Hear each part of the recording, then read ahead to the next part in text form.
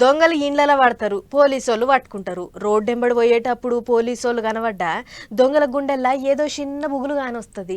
చిన్నగా అల్ల కంట్ల పడకుండా సందులల్లకు జారుకుంటారు. మరి గీ మోతేవారు ఏమనుకున్నాడో ఏమో గానీ పోలీసోళ్ళకు కూడా దొరకకుండా ఉండేటందుకు ఏసొంటి ఏషం కట్టిండో చూడుర్రి మీరే.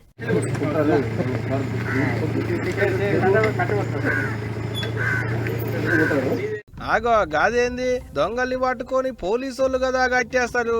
గీడేంది అంత ఉల్టా పాల్టా ఉన్నది. పోలీసు ఆయననే పట్టుకొని కట్టేసిరు కదా. సారేమన్నా ఉత్తుత్తగానే చేతులున్న కట్టి అందుకొని కొట్టిండా ఏంది ఎవరినన్నా అనుకునేరు.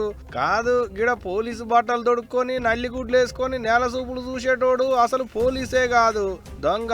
అవు దొంగే.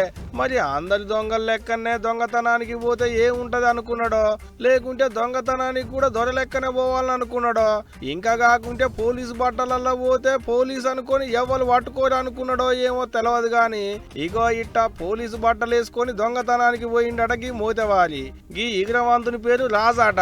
కరీంనగర్ జిల్లాలున్న శంకరపట్నం అనేటి ఊరాటకి మిడిగుడ్లు ఉంది. మరి సెల్ ఫోన్ లేక తిప్పలైతుందో, లేకుంటే కండ్ల ముంగట కొత్త ఫోన్ చూడంగానే కండ్లేమన్నా మండినయో ఏమో తెలియదు గాని నిర్మల్ జిల్లా కడెం మండలం కొండూరు ఊళ్ళో ఉన్న పెట్రోల్ బంకులకు పోయి అందులో పని చేసేటోళ్ళ సెల్ ఫోన్ ను సప్పుడు కాకుండా జేబులు వేసుకొని అవతల పడ్డాడట. అంతటితో ఊకుండా అంటే అట్టా కాదు, అందరు వండుకున్నాక పోయి దాబాల పడ్డాడట. మరేమన్నా అండ్లకు పోయినాక గిన్నెల సప్పుడు అయిందో ఎట్టనో ఏమో తెలియదు గాని నిద్ర పోయిన వాళ్ళంతా లేచి పట్టుకొని ఇగో ఇట్ట తాళ్ళు పెట్టి గుంజ కట్టేసారు. ఆటంక గీ దొంగ పోలీసుని అసలు పోలీసు వాళ్ళకి అప్పచెప్పారు. ఇక ఇవాళ మాపడికి అసలు పోలీసు వాళ్ళు తీసుకున్న ట్రైనింగ్ పనితనం ఎట్టుంటదో చూపెడతారు తాతకు అని గీ ముచ్చట తెలిసిన అక్కడి పబ్లిక్ కొంతమంది అనుకుంటుంటే ఏహే పాత సినిమాలలో జూనియర్ ఆర్టిస్ట్ ఉన్నట్టే ఉన్నాడు గీడు అనుకుంటున్నారట ఈగింత మంది.